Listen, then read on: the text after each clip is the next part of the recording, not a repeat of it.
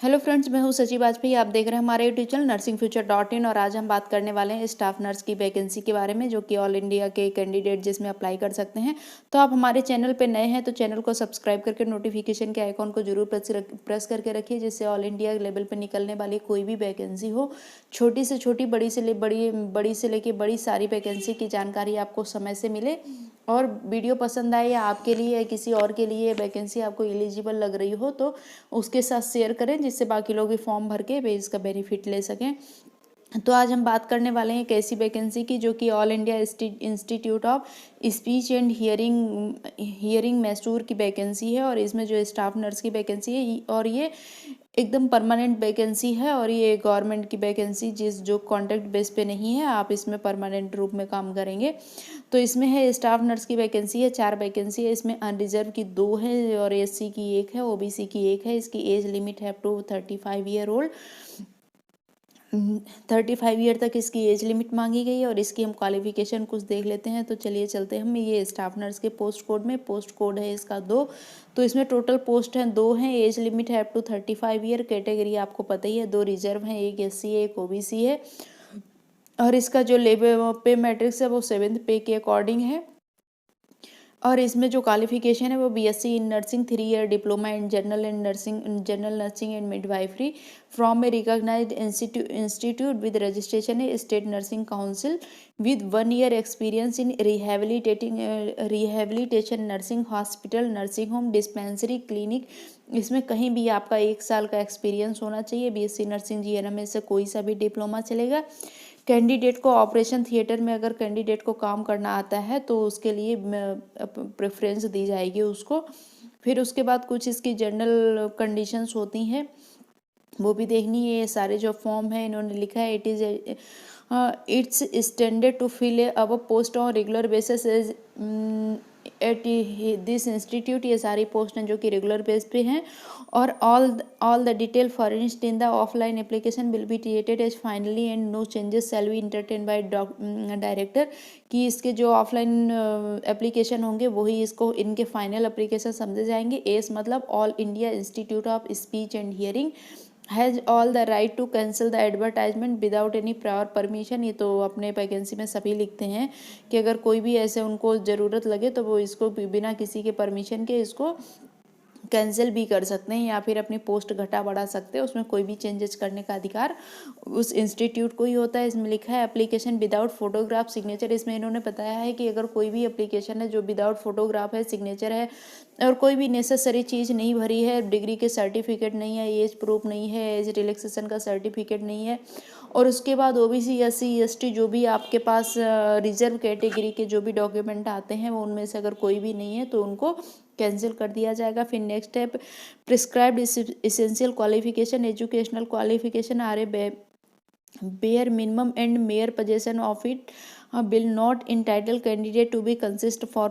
the candidate should furnish all the qualification and experience possessed in the relevant field over the above the minimum qualification prescribed for considering for candidate। इन्होंने बोला है कि जो भी qualification हो वो सब इनको इसेंशियल क्वालिफिकेशन इन्होंने जितनी मांगी है उतनी होनी चाहिए। और आप जहाँ से अप्लाई कर रहे हैं, जिस जगह काम कर रहे हैं, वहाँ का नो ऑब्जेक्शन सर्टिफिकेट भी होना चाहिए। और इन्होंने कुछ लिखा है कि जो भी इनका जो पेमेंट होगा वो 7th पे के अकॉर्डिंग होगा। और पोस्ट कैरियर जो अलाउंसेस, जो भी अलाउंसेस साथ में रहते हैं, डीए टीए एचआरए, तो ये सेंट्रल गवर्नमेंट के नॉर्म से जो भी जितना भी बनता है उतनी इन्होंने बोला है, उस हिसाब से पेमेंट इनका रहेगा।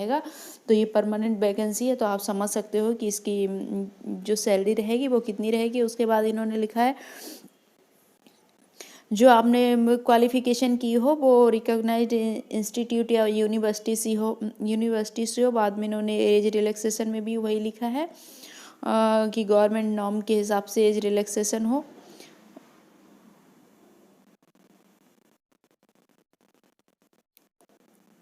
फिर इन्होंने लिखा है कि जो लास्ट डेट रहेगी फॉर्म भरने की वो 30/3/2021 रहेगी।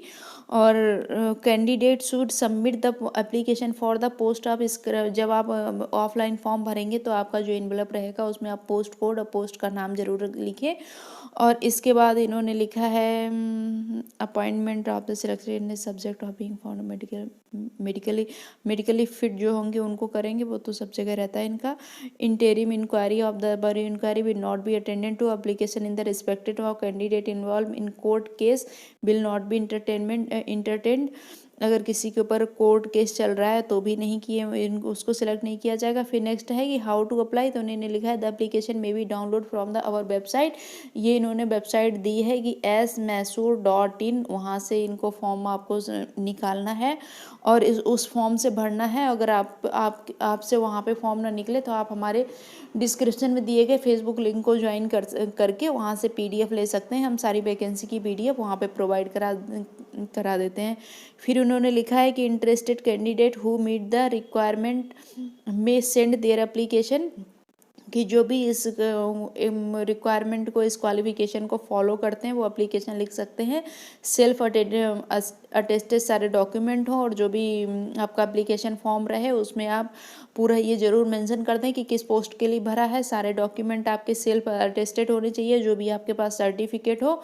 और उसके बाद ये इन्होंने एड्रेस दिया है कि office of chief administrative officer all India institute of speech and hearing, Manasagangotri Mysore, और ये बिफोर 30 मार्च से पहले आपको भेजना है। आपका जो एप्लीकेशन है वो 30 मार्च को 5:30 बजे से पहले पहुंच जाए। उसके बाद जो एप्लीकेशन फ़ीस है वो 100 रुपये की फ़ीस है जनरल कैटेगरी के लिए, और वुमेन एंड PWD कैंडिडेट ऐसा फॉर्म। ओके, फिर इन्होंने लिखा है कि application form without the prescribed application fee, DD number, date receiving last date and liable to rejected. इन्होंने लिखा है कि एप्लीकेशन में अगर कुछ आपने एप्लीकेशन फ़ीस, DD नंबर, ये सब भी अगर अप्लाई नहीं किया, मतलब उसको कंप्लीट नहीं भरा, या फिर जो भी डेट है उसके बाद में पहुंचा, तो उसको कैंसिल कर दिया जाएगा। Application received after insufficient information would not be considered. तो एप्लीकेशन आपका टाइम से पहुंचना चाहिए। जो पेमेंट की एप्लीकेशन फ़ीस होगी, demand draft in favour of director S Mysore के नाम से आपको इनका डिमांड ड्राफ्ट बनवाना पड़ेगा।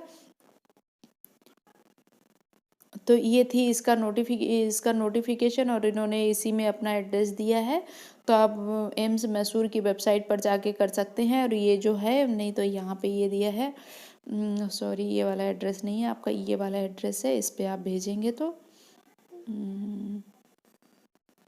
तो अगर आपको पसंद आया हो, आप इसके लिए एलिजिबल हो, तो आप फॉर्म जरूर भरिए। वैकेंसी कभी भी 1 2 3 4 नहीं देखी जाती है। जो 4 वैकेंसी होती है उनमें भी वो कोई तो 4 कैंडिडेट सिलेक्ट किए जाते हैं, तो उन 4 में से खुद को एक मानिए। अगर ये आपके लोकेशन पे, आपके क्वालिफिकेशन पे, आपके जर्नी पे अगर ये सूट करता है कैसे भी, तो आप इसके लिए भरिए, अप्लाई करिए और हमारे चैनल में हमारे साथ बने रहिए। चैनल को सब्सक्राइब करके किसी दूसरी वैकेंसी के लिए मिलते हैं फिर नेक्स्ट वीडियो।